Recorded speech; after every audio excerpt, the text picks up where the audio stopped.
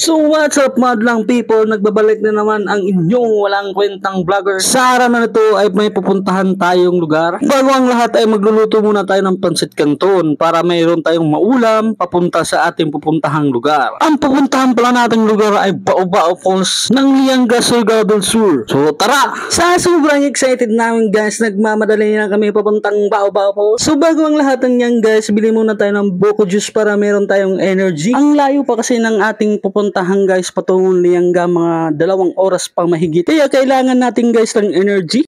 Dito guys palitan kami ni Boss Alan Doron sa pagmamaneho ng motor niya.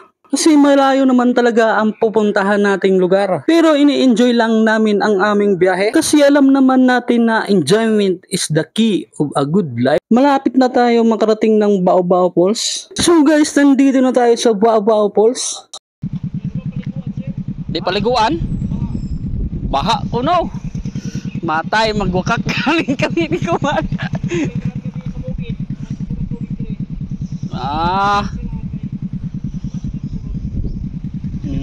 Di kakaliguan na. Saan to man ini? Wakak gaya kita ini.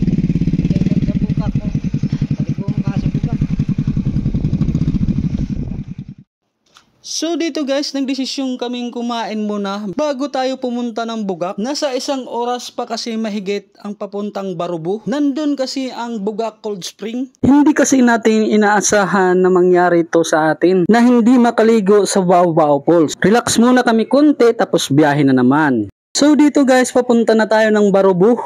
Kung gusto niyong pumunta dito sa Bugak Cold Spring guys, bago dumating ang Mercury Drugstore guys, liko kayo ng kaliwa. Tapos diretso-diretso na papuntang Bugak Cold Spring. Pag nakarating na kayong Bugak Cold Spring, meron pala ditong entrance fee na 25 pesos per person. Meron din sila ditong binibentang mga souvenir. First reaction ko dito guys sa Bugak Cold Spring, wow, napakaganda ng tubig. Napakalinaw. At sobrang lamig ng tubig dito.